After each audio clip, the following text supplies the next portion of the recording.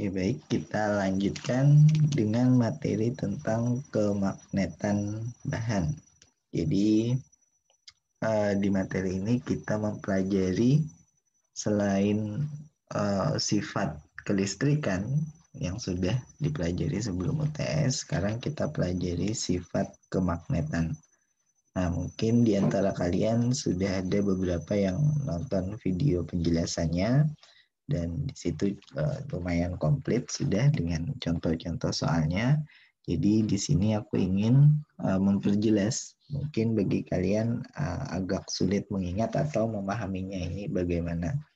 Nah, secara gambaran umum kemagnetan itu dihasilkan dari muatan yang bergerak. Jadi sebelumnya kita pahami kalau ada muatan positif, ini misalnya gambar yang bagian atas ini, ada muatan positif dan dia diam saja, artinya kecepatannya nol. Maka di sekitarnya akan muncul medan listrik. Nah, itu kalau muatan positif, dia diam saja, muncul medan listrik. Baik itu arahnya keluar maupun masuk. Jadi kalau muatan positif, arah medan listriknya keluar. Kalau muatan negatif, arah medan listriknya masuk. Nah, aspek yang kedua yang kita pelajari di sini yaitu yang ini. Pada saat muatannya bergerak dengan kecepatan V, maka dia akan menghasilkan medan magnet di sekitarnya. Atau kalau bukan muatan yang bergerak adalah arus yang mengalir. Ini yang kalian lihat di sebelah kanan, maka akan muncul medan magnet di sekitarnya.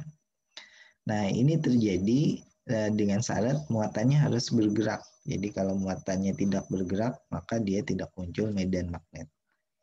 Percepatannya bagaimana? Percepatannya nol saja, tidak masalah, tetap muncul medan magnet.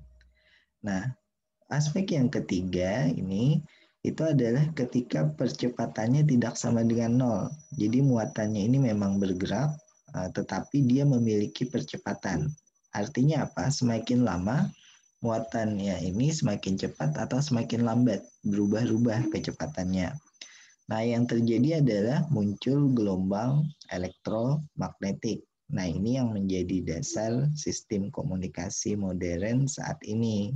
Jadi, radio, HP, semuanya itu kita mendasarkan pada gelombang elektromagnetik. Selain fiber optik ya tentu. Fiber optik juga gelombang elektromagnetik di dalamnya, yaitu gelombang cahaya. Nah, jadinya dibutuhkan muatan yang memiliki percepatan. Salah satu contohnya adalah di sebelah kanan ini muatannya bergerak bolak-balik kiri kanan gitu, dan dalam hal ini tentu dia memiliki percepatan karena arah kecepatannya berubah-ubah. Nah, hasilnya adalah dia akan memancarkan gelombang elektromagnetik dengan frekuensi dan panjang gelombang yang tertentu. Nah, jadi ini kayak gambaran besar ya dengan apa yang kita pelajari di Fisika Dasar 2. Nah, tentu bagian yang terakhir ini, yaitu gelombang elektromagnetik, ini tidak dipelajari di Fisika Dasar. Biasanya hanya muncul di mata kuliah elektrodinamika kalau di fisika, di prodi fisika atau di prodi teknik elektro ini juga muncul. Jadi teman-teman di teknik elektro dan di fisika mungkin yang mempelajari ini. Nah, fisika dasar itu hanya mempelajari dua aspek ini saja yang di depan. Ini fisika dasar. Oke, nah sekarang kita lanjut dalam aspek yang kedua tadi, yaitu muatan yang bergerak. Nah, ini ada dua, kalau aku boleh bagi menjadi dua bagian. Yang pertama adalah sumber, yang kedua adalah efeknya. Nah, untuk yang di sumber ini, contohnya pada titik muatan, jadi dicontohkan dulu pada bagian yang pertama ini adalah titik muatan. Di sumber ini misalnya muatan positif bergerak dengan kecepatan V. Nah, ini adalah sumber medan magnetik. Artinya muatan ini akan menghasilkan medan magnet di sekitarnya. Besarnya berapa? Besarnya bisa didapat dari perhitungan rumus ini. Jadi ada mu0 itu konstanta, 4pi, pi yang konstanta juga, dikalikan dengan Q, V dikrosskan dengan R. Jadi ada perkalian cross di sini. Nah, R itu apa? R itu adalah jarak antara muatan tersebut dengan titik yang ditanyakan. Misalnya titik yang ditanyakan adalah ini, diberi nama titik P. Berarti vektor R yang dimaksud itu adalah ini, vektor R-nya. Dan tentu vektor R misalnya diberikan di soal atau tidak, kita bisa hitung. Kalau dia tidak diberikan di soal, berarti dia diberikan besarnya saja di sini. Nah, tapi kalau vektor R diberikan di soal, maka kalian harus mengkalikan dengan perkalian silang atau perkalian cross, yaitu V cross R dibagi R kuadrat. R kan jaraknya dari muatan tersebut ke titik P yang ditanyakan, besar medan magnetnya. Nah, dalam hal efek bagaimana? Ketika sudah ada medan magnet dari luar, dan kita tidak mempedulikan ya medan magnet ini dihasilkan oleh apa, sudah ada medan magnet dari luar yang arahnya kalau silang seperti ini berarti masuk ke dalam bidang gambar ya. Kalau arah bentuknya silang seperti ini berarti masuk dalam bidang gambar. Ini ada medan magnet dari luar, kemudian muatannya positif bergerak ke kanan.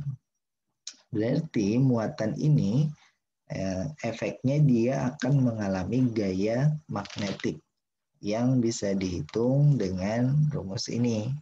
Jadi FB, F itu adalah gaya, B itu untuk mengingatkan kita ini adalah gaya akibat magnet yang bekerja pada muatan Q, dalam hal ini positif, berarti sini plus ya, nggak usah ditulis, tapi kalau negatif nanti dia berubah jadi min di depannya. Itu adalah dihasilkan dari perkalian muatan Q dikalikan V cross B. Nah ini perkalian silang lagi. Jadi kalian harus ingat cara menghitung perkalian silang. V cross B di sini. V adalah kecepatan, B adalah arah dari medan magnetnya. Nah, mengenai perkalian silang, kalau kita review kembali, misal perkalian silang di bawah sini ya. Perkalian silang itu harus memiliki aturan. Mungkin aturannya yang perlu kalian ingat adalah yang berbentuk putaran seperti ini. E ke J, kemudian J ke K, K ke I. IJK gitu. Nah, perkalian silangnya bagaimana? Kalau I dikrosskan dengan J, di sini hasilnya adalah K topi. Makanya dia mengikuti alur ini ya. Kalau K dikrosskan dengan I, hasilnya adalah J topi. Kalau dibalik, K dikrosskan dengan J topi, berarti hasilnya adalah minus I topi. Karena dibalik arahnya. Ini K dikrosskan J, hasilnya adalah minus I topi. Nah, ini aturan untuk perkalian silang. Sementara untuk perkalian titik, ini nanti ada perkalian titik juga. Itu aturannya adalah I didotkan dengan I yang sesamanya, itu hasilnya adalah 1. Sementara I didotkan dengan J yang berbeda, hasilnya adalah 0. J didotkan dengan I, dibalik ya, sama-sama 0 juga. K didotkan dengan I, karena berbeda juga sama dengan 0. Tetapi K didotkan dengan K, hasilnya adalah 1.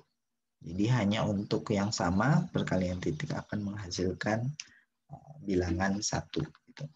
Nah, kalau contohnya biasanya kalau perkalian silang antara dua vektor, katakanlah vektor kecepatan memiliki kecepatan 2i topi plus 3j topi plus 4k topi.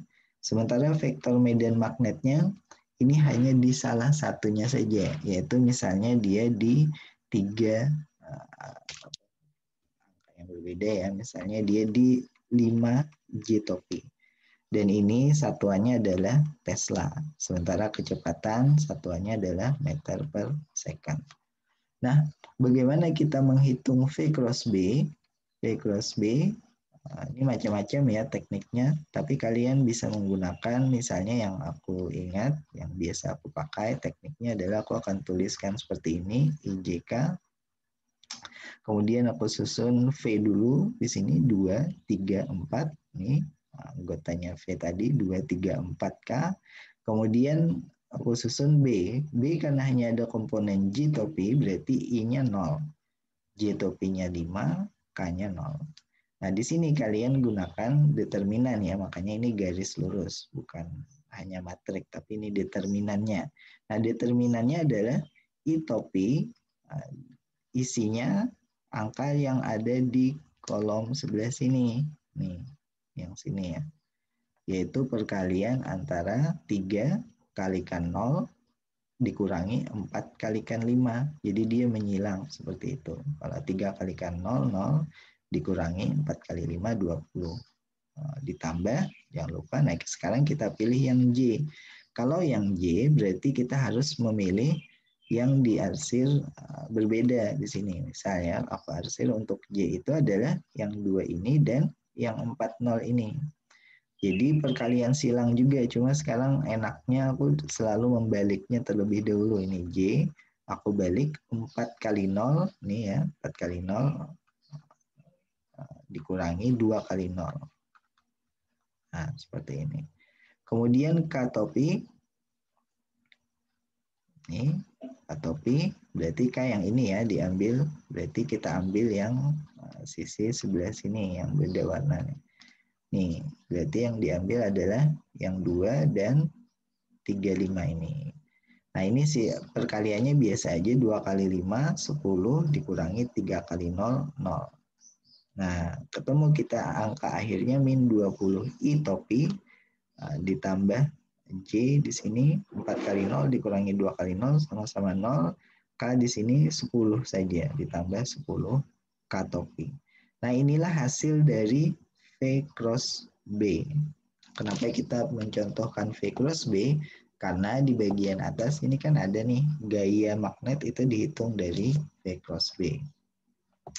Nah, misal gaya magnet ini adalah muatan positif, misal Q-nya adalah plus 1 mikrokolom, berarti FB-nya itu adalah Q V cross B, langsung kalikan ya, 1 kali 10 pangkat min 6, karena diubah menjadi kolom, dikalikan minus 20 I plus 10 K topi.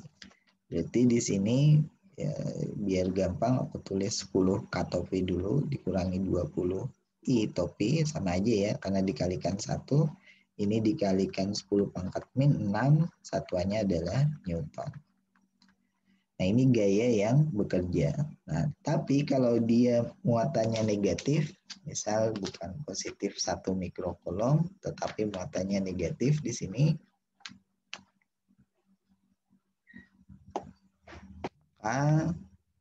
Q sama dengan min 1 mikrokolom, maka FB-nya harus ada minusnya di depan, yaitu minus 1 kali 10 pangkat min 6. Jadi jangan lupakan ini ya, jangan lupakan minusnya. Minus 1 kali 10 pangkat min 6 ini dikalikan dengan sama seperti tadi V cross B. Jadi aku langsung tulis saja di sini dikalikan dengan min 20 I topi plus 10 K topi. Ini berarti karena minus, jangan lupa 20 I topi min 10 K topi kali 10 pangkat min 6, satuannya adalah Newton. Ini contoh sederhana bagaimana kita menggunakan perkalian silang di sini. Nah, ini kalau sumbernya adalah muatan titik atau titik muatan. Nah, bisa jadi sumbernya itu berbeda. Jadi bukan muatan titik, tapi sumbernya adalah sebuah arus pada kabel. Misalnya di sini sumbernya adalah bukan muatan titik, tetapi kabel berarus. Kabel berarus ya. Nah, misalnya di sini kita punya kabel berarus yang panjangnya tertentu ya di sini. Dan dia membawa arus sebesar I. Ini nilai arus bukan I. Nah, berarti kalau ada yang seperti ini, kita bisa menghitungnya menggunakan rumusan rumus Weierstrass ya. Jadi rumusan ini sebenarnya baku dan kalian sebenarnya tidak diminta untuk menurunkan setiap kali diminta untuk menghitung. Tetapi kalian gunakan saja rumusan yang sudah ada. Nah, dalam hal ini kalau ditanyakan medan magnet di titik tertentu, katakanlah di sini di titik P ya, dari kawat yang berarus, kabel berarus ini titik P, dan dan titik P ini kira-kira terletak di sini, dan ini dari soal misalnya, kemudian kita tentukan sudut yang dibentuknya dari titik P ke ujung-ujung kabelnya ini. Katakanlah di sini karena panjangnya diketahui, posisi titik P-nya diketahui, maka kita bisa tentukan sudut-sudutnya berdasarkan rumusan Pythagoras misalnya. Ini garis bantu dan ini adalah sudut θ 1, ini adalah sudut θ 2. Nah, untuk kabel yang berarus seperti ini, maka B di titik P, titik P-nya ke atasin, di sini ya, P, maka B di titik P ini itu bisa dihitung dari rumusan ini, mu0 I dibagi 4 pi A, sementara A ini adalah panjang, bukan panjang, tetapi jarak dari kabel ke titik P-nya, ini mu0 I per 4 pi A dikalikan sin θ 1 dikurangi sin θ 2. Nah, ini kalau panjang kawatnya berhingga. Ini aku tulis ya, berhingga. Nah, untuk kawat yang panjangnya sangat panjang, ini kawat yang tak berhingga, tulis ini aja ya. Biasanya cara gambarnya itu dikasih garis putus-putus ujung-ujungnya. Ini saking panjangnya kawatnya ya. Atau kawatnya jauh lebih panjang dibandingkan A-nya. A itu jarak antara kawat dengan titik yang ditanyakan, ini P. Dan titik yang ditanyakan di sini, berarti untuk kasus yang seperti ini, θ-nya mendekati 90 derajat. Artinya di sini B di titik P itu bisa dihitung dengan rumus yang lebih sederhana, yaitu mu0 I, ini ada arus ya, I, dibagi dengan 2PA. Ingat, A tadi adalah jarak antara titik P tegak lurus ke kawatnya. Ini A. Nah, jadi ini rumusan yang baku yang gampang kalian ingat saja, tidak perlu diturunkan setiap kali mendapatkan soal seperti ini. Dan ini adalah medan magnet yang dihasilkan dari kawat yang berarus. Dan ini kawat berarusnya dalam hal ini adalah sangat panjang. Nah, kadang soal itu juga memberikan kawat berarus yang bukan lurus seperti ini. Jadi aku geser ke kanan lagi ya, contoh-contohnya. Dia kawat berarusnya adalah melingkar. Jadi kadang diberikan kawat berarus yang melingkar, tetapi lingkarannya tidak penuh, misalnya seperti ini. Ini ada kawat, dia melingkar, tetapi lingkarannya tidak penuh, hanya beberapa derajat. Nah, di sini kalau ditanyakan berapa medan magnet di titik pusatnya, ini pusatnya ya, pusat dari lingkarannya ini, ketika ada arus yang masuk di sini, kemudian keluar dari sini, nih, jadi arusnya mengalir masuk, kemudian keluar, maka kita punya rumusan yang sederhana juga, yaitu B di titik 0 ini, aku tulis B di titik 0, pusatnya itu adalah mu0 I dibagi 4 pi A. Nah ini bedanya dikit aja ya, mu 0I dibagi 2 PA yang sebelumnya di sini mu 0I dibagi 4 PA. Nah A itu mana? A itu adalah jarak dari kawatnya ini ke titik pusat yang ditanyakan dikalikan dengan theta. Nah jangan lupa tapi theta ini dalam satuan radian, bukan dalam satuan derajat ya, jadi diubah dulu dalam satuan radian. Nah andai kata dia penuh, artinya penuh melingkar. Ini kalau aku gambar di sampingnya, misal ditanyakan medan magnet dari kawat yang melingkar seperti ini, karena penuh kan lingkarannya. Nah, ini kawatnya, dia membawa arus sebesar I, kemudian ditanya medan magnet di pusat lingkaran tersebut, ini medan magnet di pusat lingkaran ya, berapa? Maka karena dia penuh, tetanya berarti 2pi. Kalau lingkaran penuh kan 2pi, kalau setengah lingkaran 1pi. Berarti di sini B0 mu 0I, tapi di sini karena tetanya 2pi berarti bisa dicoret. Di sini ada 4pi. Nah, 2pi dibagi 2 tinggal setengah. Berarti di sini 2A. Karena tetanya sudah dimasukkan 2pi. Nah, tidak ada theta lagi karena sudah dimasukkan 2pi, jadi sisanya hanya ini. Nah, ini rumus-rumus yang seperti ini sebenarnya gampang diingat. Jadi tidak terlalu aneh rumusnya karena dia hanya mu 0I per 2A dan ini cepat untuk dicari. Nah, ini bisa juga jadi catatan kalian. Kalau lupa, misalnya kalian bikin aja catatan seperti ini untuk memudahkan mencari berbagai kasus.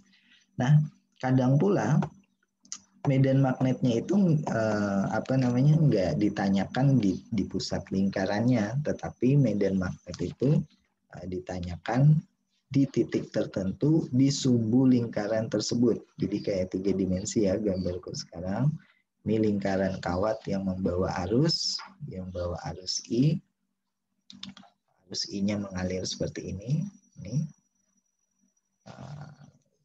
Kemudian ditanya adalah bukan di pusat O-nya ini ya, tetapi di titik lain di sepanjang sumbu ini, yaitu misal di titik ini nih, di titik P di sini.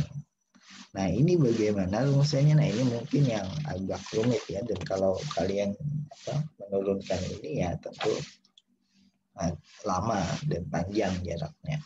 Nah, tentu ada cara yang lebih mudah, ya kalian gunakan hafalan dalam hal ini. Tapi biasanya sih ini agak jarang kalau diminta menurunkan. Biasanya kalian diminta untuk menghitung saja. Nah, ini kalau cincinnya radiusnya adalah A, kemudian jarak dari koordinat ini, titik tengah tersebut, sepanjang ini itu adalah X di sini.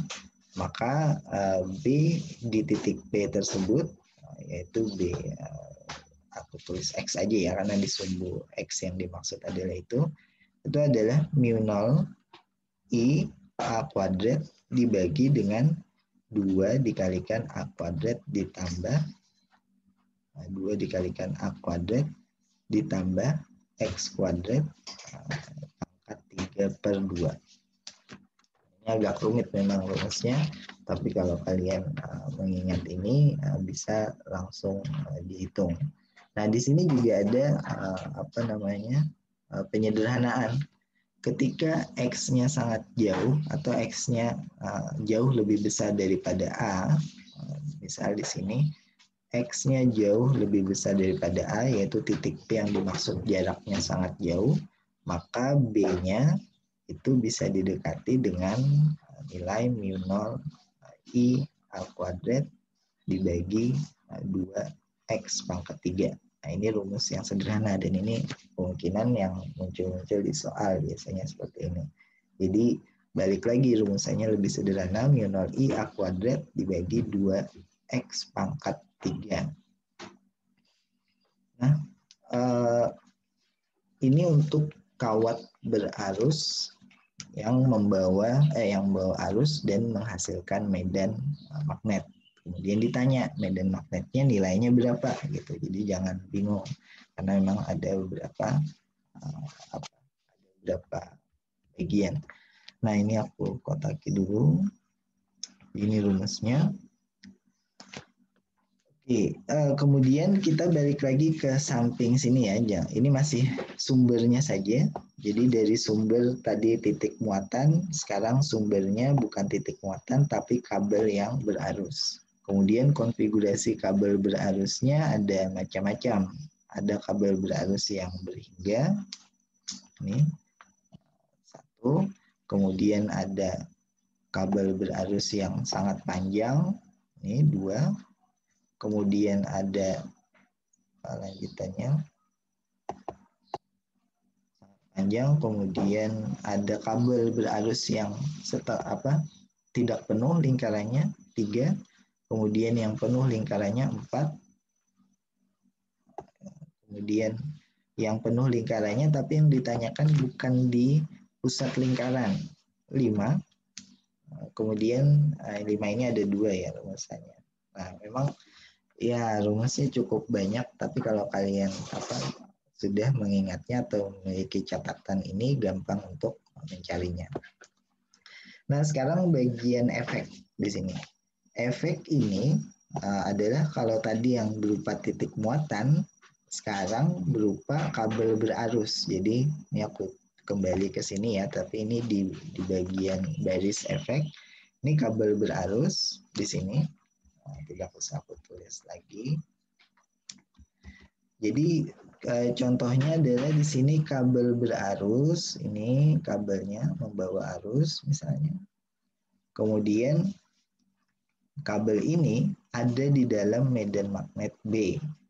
Nah, jangan kacaukan dengan sumber ya.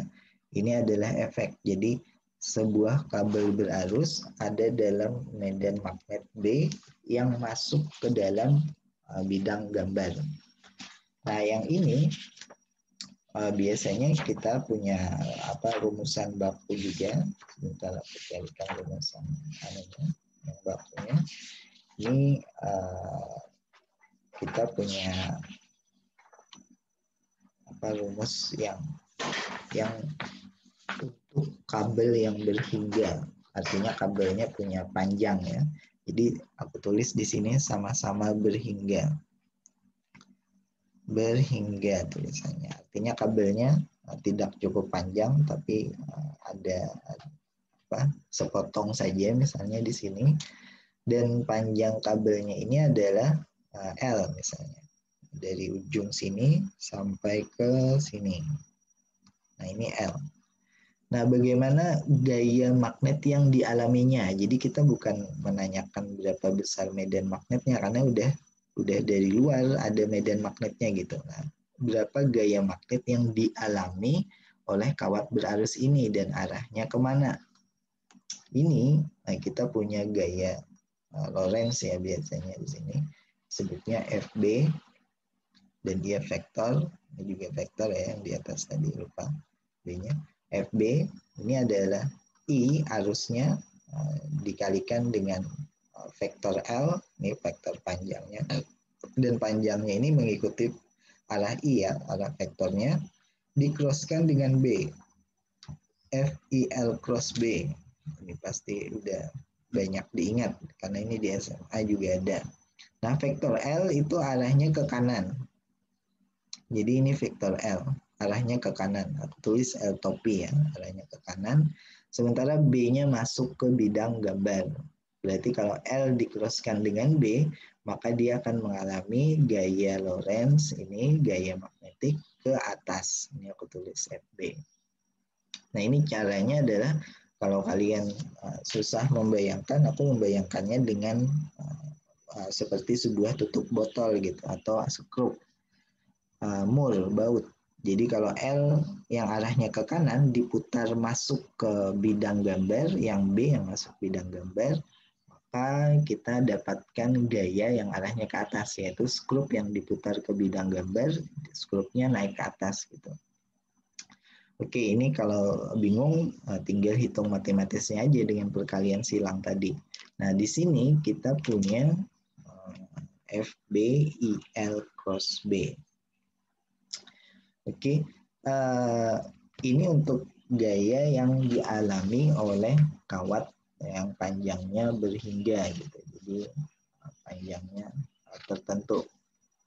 Nah, ingat gaya I ini kabel ini hanya mengalami gaya kalau dia tegak lurus dengan B. Dalam hal ini gayanya maksimum karena dia tegak lurus dengan B. Oke. Sampai di sini ada pertanyaan?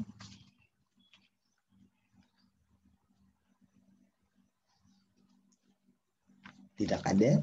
Nah, kalau tidak ada, aku teruskan dengan variasinya. Jadi sekarang variasinya adalah di sini kita tidak hanya ada satu kabel yang panjang, tetapi kita punya dua kabel yang cukup panjang, namun masih berhingga ya, dua kabel ini, dan dia saling berinteraksi satu sama lain, yaitu mengalami gaya magnetik satu sama lain.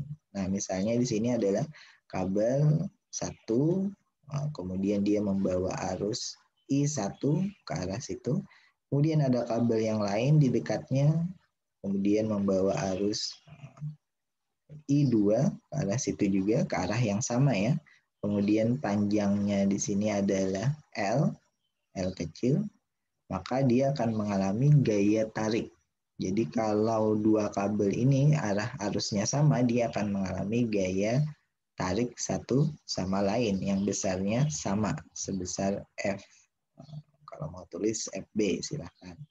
Sini dia membawa arus. Nah, besarnya berapa? Bisa dihitung dari rumus ini. F sama dengan U0 konstanta ya. I1-nya berapa, I2-nya berapa, dibagi 2pi A, dan A ini adalah jarak antara dua kabel tadi yang membawa arus, kemudian dikalikan dengan panjang dari kabelnya. Nah, ini adalah gaya. Jadi gaya yang dialami oleh apa? Gaya yang dialami oleh kabel tersebut, tarik-menarik. Kalau dia arah arusnya berbeda, berarti dia tolak-menolak ya. Jadi tinggal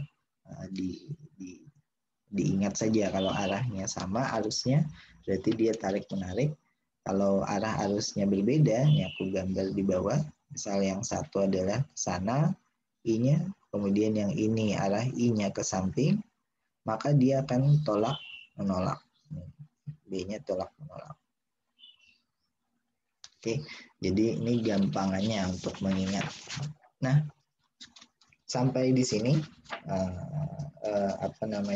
ini konfigurasinya memang nanti bermacam-macam ya. Mungkin bisa aku tambahkan untuk solenoide ya di sini. Jadi ini ada yang kurang di bagian atas.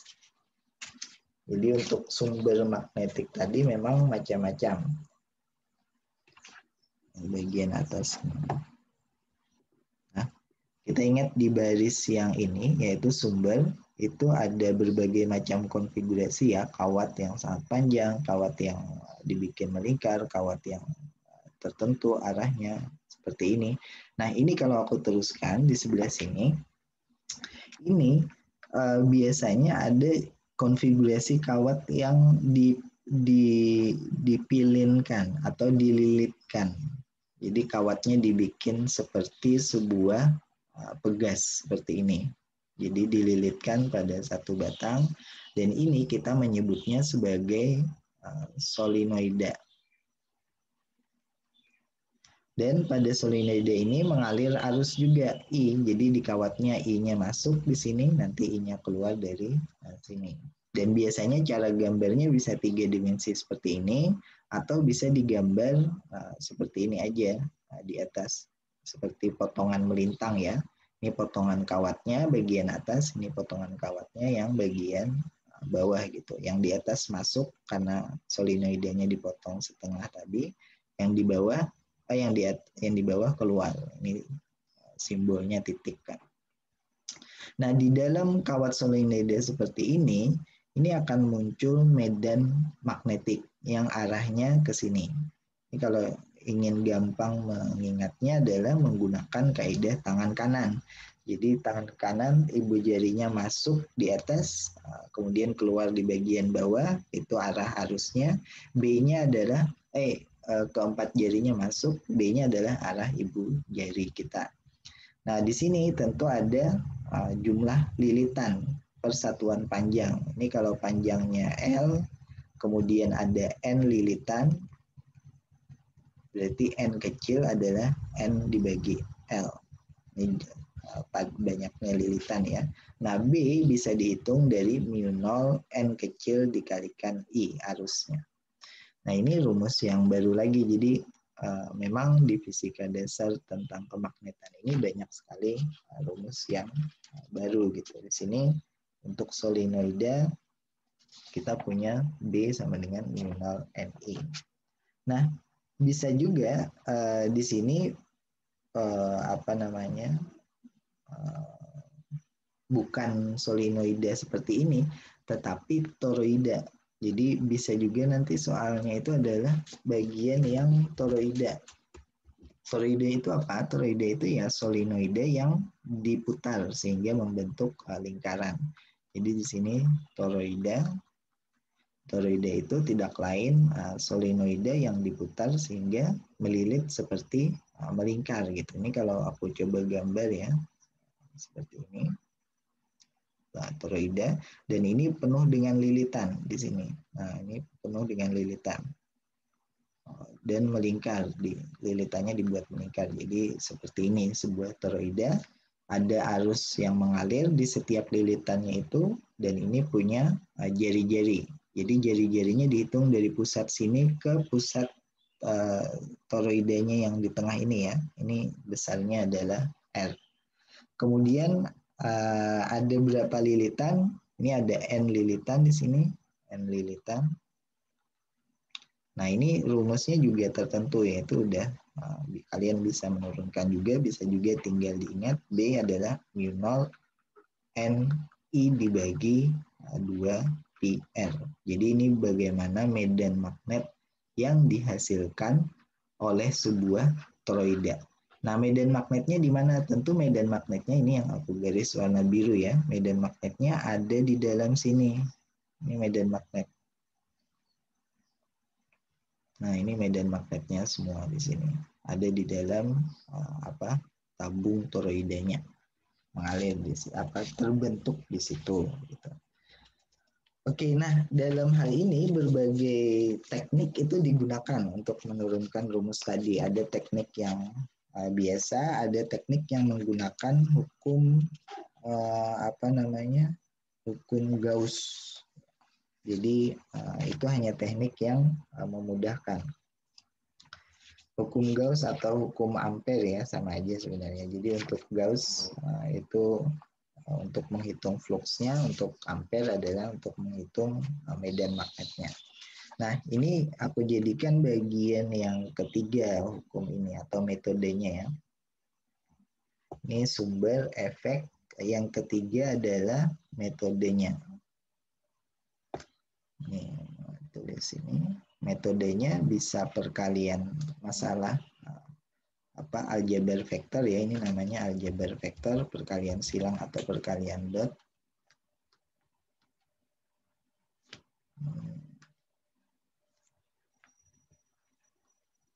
Nah, ini aljabar vektor. Ini yang bagian A, ini aljabar vektor. Yang kedua adalah ini yang bagian B-nya. Kita pindahkan dulu ya.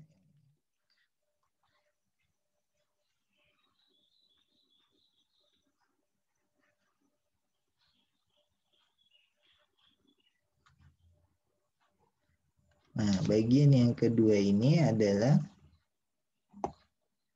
di sini. Ini yang B. Ini adalah hukum Ampere.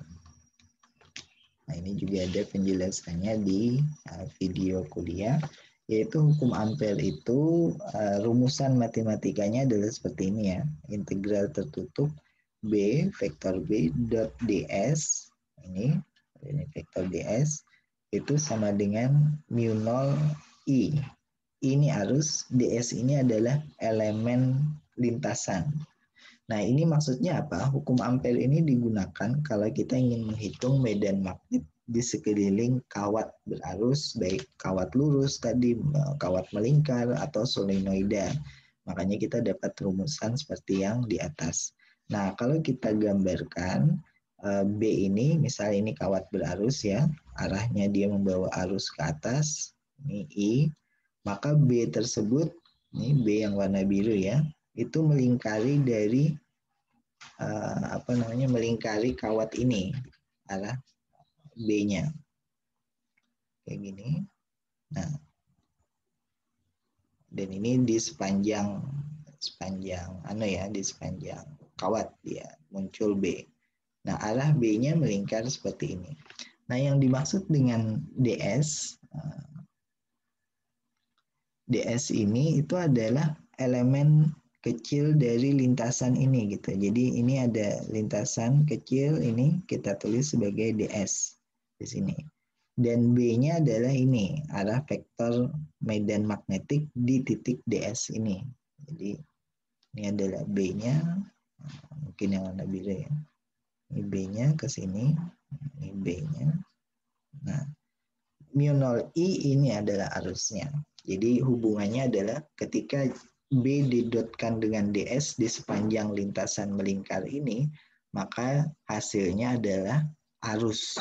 Jadi kalau tidak ada arus, otomatis B-nya 0. Nih ya, kalau I-nya 0, nih, otomatis B-nya juga 0. Ini saling berhubungan satu sama lain. Jadi ini hukum ampere. Nah, ini mungkin melengkapi materi yang kalian dapatkan di video perkuliahan. Jadi di video perkuliahan sudah diberikan contoh-contohnya dan aku di sini ingin memberikan kepada kalian gambaran besarnya dari analisis tentang kemagnetan. Jadi kalau kita coba simpulkan di sini,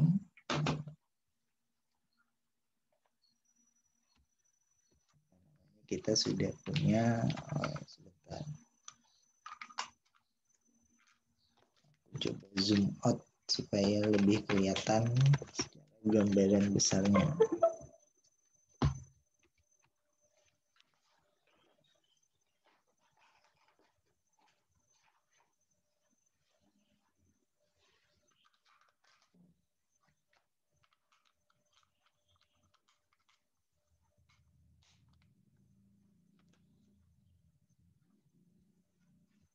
Kalau kita coba simpulkan dari yang tadi di sini. Nah, ini yang kemagnetan bahan. Tadi ada cukup kecil ya. Enggak. Tapi kalau kalian nanti di PDF mungkin bisa dengan mudah dilihat. Semoga nanti PDF-nya jelas nih. Ini ada magnetisme dari sini ya. Aku kasih garis aja mungkin biar nanti gampang diingat. Di sini garis biru tebal sampai ke bawah dan terus mungkin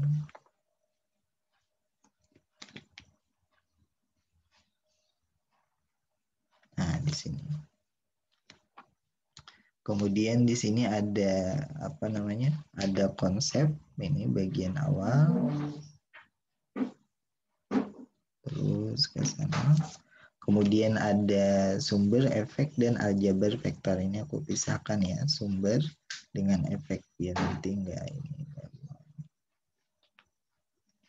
Nah, kemudian juga aljabar vektor di bagian bawah.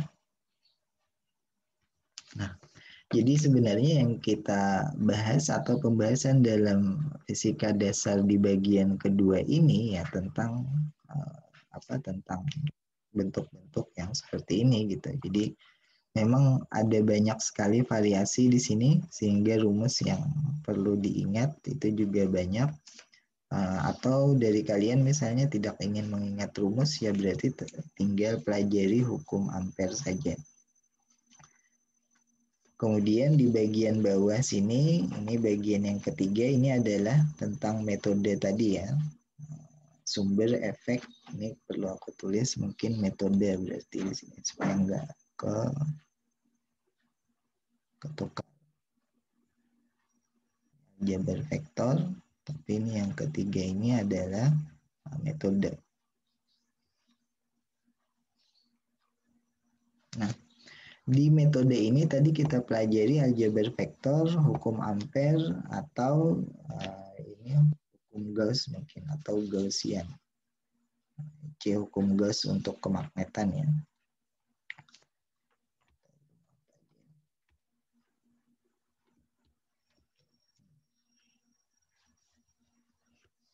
Hukum Gauss ini kalau apa namanya?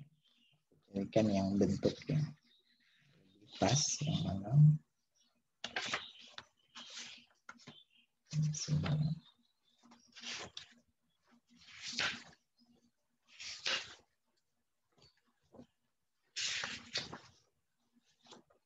Hukum Gauss-nya yang lebih enak untuk dilihat itu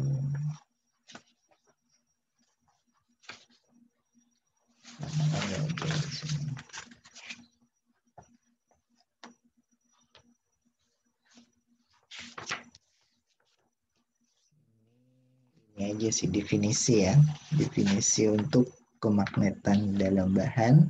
Ini hukum Gauss-nya itu adalah integral tertutup vektor B dot dA. Nah, perhatikan dengan hukum Ampere itu beda ya, sama dengan 0. Artinya dalam penjumlahan flux, ini kan ingat E dikalikan atau didotkan dengan A itu adalah flux. Nah, ini aku tambahi di bawahnya definisi dari flux magnet. Magnet itu adalah ini simbol fluxnya, kemudian kita tambahi B supaya ingat kalau ini simbol flux magnet, itu adalah integral B dot dA. Nah, ini flux magnet. Nah, hukum Gauss itu bilang bahwa flux itu sama dengan 0 untuk apa? Untuk apa namanya? Lingkar apa? Untuk luasan yang tertutup. Ini misalnya magnet batang ya, utara dan selatan gitu. Kemudian dia keluar sini garis medan magnetnya, kemudian di sini yang masuk selatan masuk, utara yang keluar. Nah, ini kalau kita bikin satu loop, satu lingkaran yang digunakan untuk menghitung flux. Jadi, misal kita ini lingkarannya, maka kalian lihat di sini bahwa flux yang masuk itu sama dengan jumlah flux yang keluar. Mungkin perlu diperhatikan. Di sini misalnya, nah ini lingkarannya yang integral tutup BDA tadi, ini jumlah flux yang masuk 3.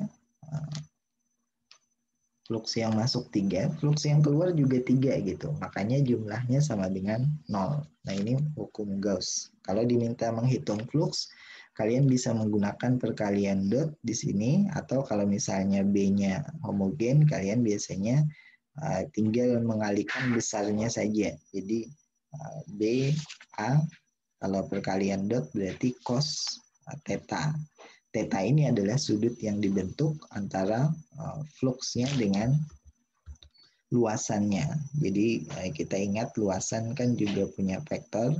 Misal ini adalah dA, vektor luasannya. Maka di sini ada B misalnya, ini arah B-nya. B, vektor medan magnet, dan dia membentuk sudut berapa dengan luasan theta. Jadi BA cos theta itu flux magnetiknya. Nah, sementara di hukum Ampere tadi kita punya B.ds. Ini juga perkalian titik ya. Jadi menggunakan cos juga. Nah, perkalian silang apa namanya? Perkalian silang tadi kita ketemu di ini di atas V cross R. Ini perkalian silang. V cross B juga perkalian silang. L cross B juga perkalian silang. Nah, ini berarti kita menggunakan sin. Jadi setiap kali ada perkalian silang, kalian gunakan sin ya, sin theta. Oke, sampai sini ada pertanyaan kah?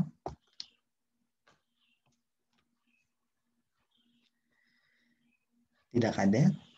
Jadi ini rekamannya nanti aku taruh di YouTube dan kalian karena sekarang aku ngajar 2 kelas, kalian bisa lihat rekaman yang satunya juga di YouTube. Jadi di rekaman yang satunya kalian bisa mempelajari seperti yang di dalam seperti yang di perkuliahan biasanya. Jadi ada runtutan konsep dan rumus di sini, juga ada kuis yang bisa kalian coba satu persatu. Kemudian di kelas kalian ini aku bikinkan resumenya. Jadi untuk menjelaskan ini apa sih maksudnya. Jadi resumenya adalah ada 3 bagian tadi, ada sumber, ada efek, ada metode. Sumber itu adalah bagaimana muatan menghasilkan medan magnet atau bagaimana arus menghasilkan medan magnet. Pertanyaannya biasanya hitunglah medan magnet gitu. Nah, yang kedua ini adalah efeknya. Biasanya hitunglah gaya magnetiknya. Itu berapa. Yang ketiga metode. Jadi metode ini dipakai di perhitungan di atas. Bisa dot, silang, bisa menggunakan hukum Ampere, bisa menggunakan hukum Gauss. Nah, mungkin di sini sudah mencakup sebagian besar yang biasanya dipakai di ujian. Jadi harapanku kalian bisa lebih mudah mempelajarinya. Oke, ada pertanyaan kah sampai sini? Kalau tidak ada, kita bisa cukupkan sampai di sini. Jadi kalian mungkin aku siapkan latihan-latihan soal aja ya, rekamannya gitu, biar lebih gampang.